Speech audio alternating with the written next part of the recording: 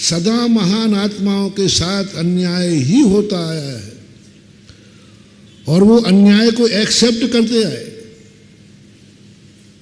5 गांव मांगना, पांडु पुत्र थे,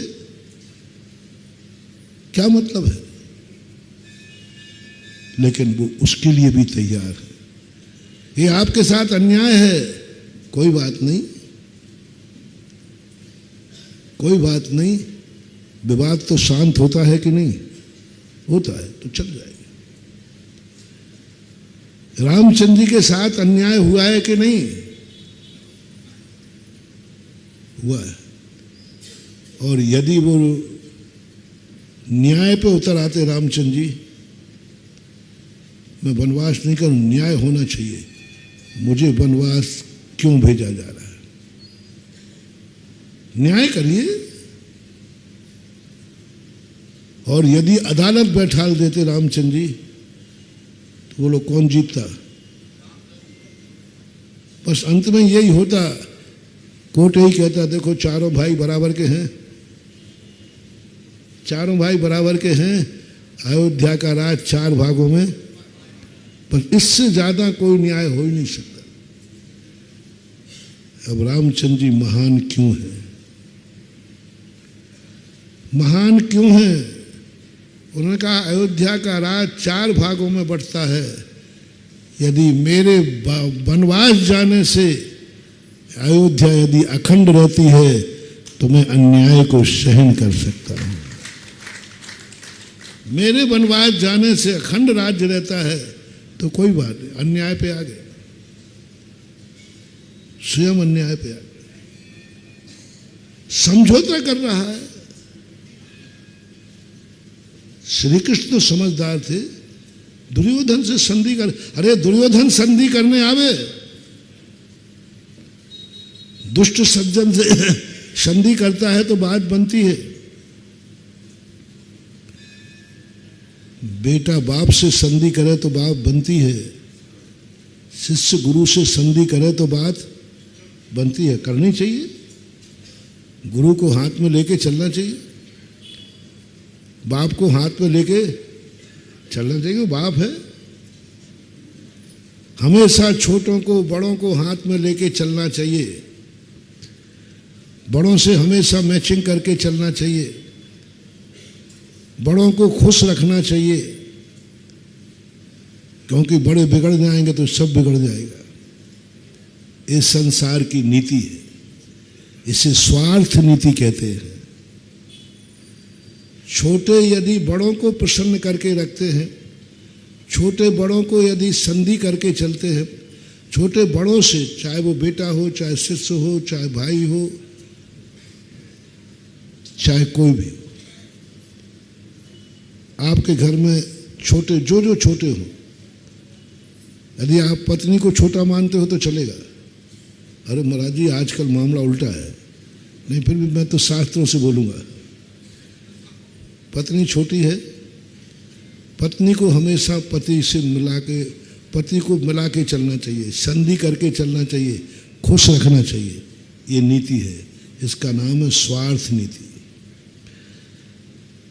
क्योंकि यदि हम बड़ों से, पति से मिला के नहीं चलेंगे तो हमारी जिंदगी में दुख आ जाएगा, इसलिए मिला के चलना है।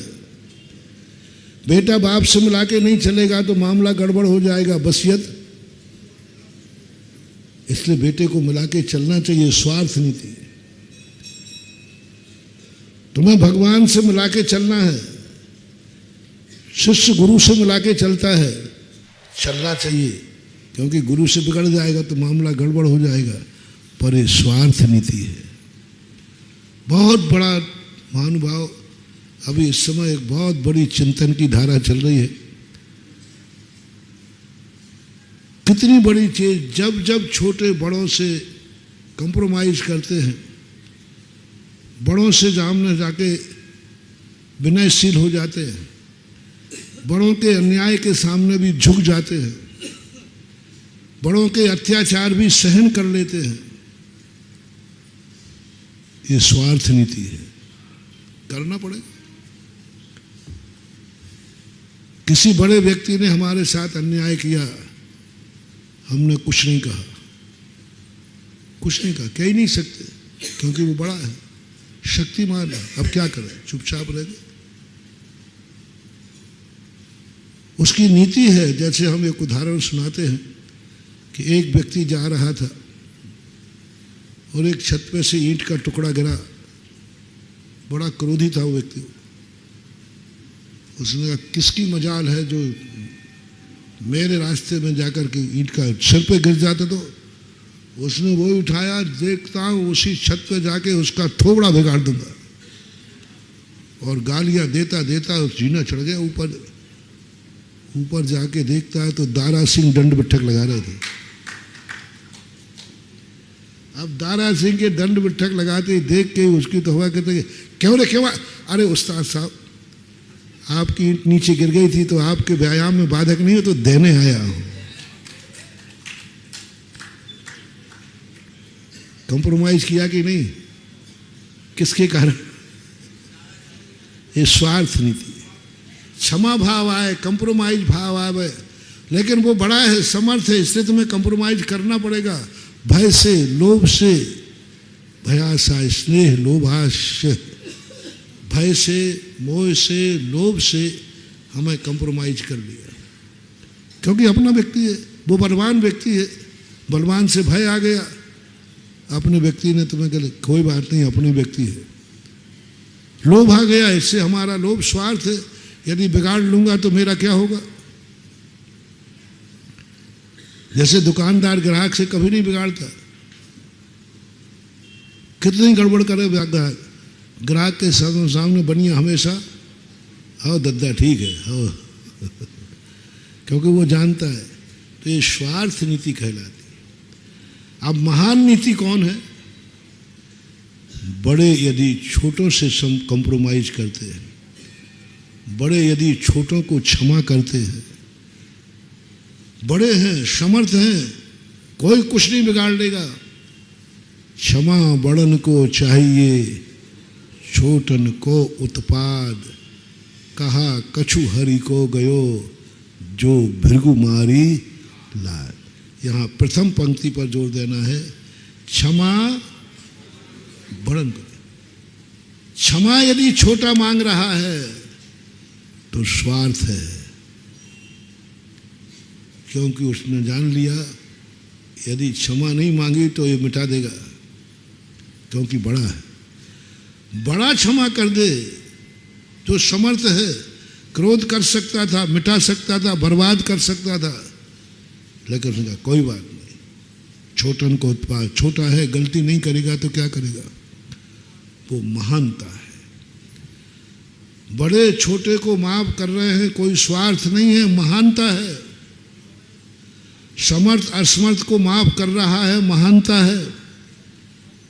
अपना हिस्सा ले पूरा अधिकारी है, फिर भी अपना हिस्सा छोड़ रहा है, महानता है। अपना हिस्सा लेना महान न्याय है, फिर भी अपना हिस्सा छोड़ रहा है, महानता है। रामचंद्र जी महान थे, इसलिए महान थे। वो अपना हिस्सा छोड़ दिया, अपना हिस्सा छोड़ दिया, कानूनन उनका हिस्सा था, छोड़ दिया।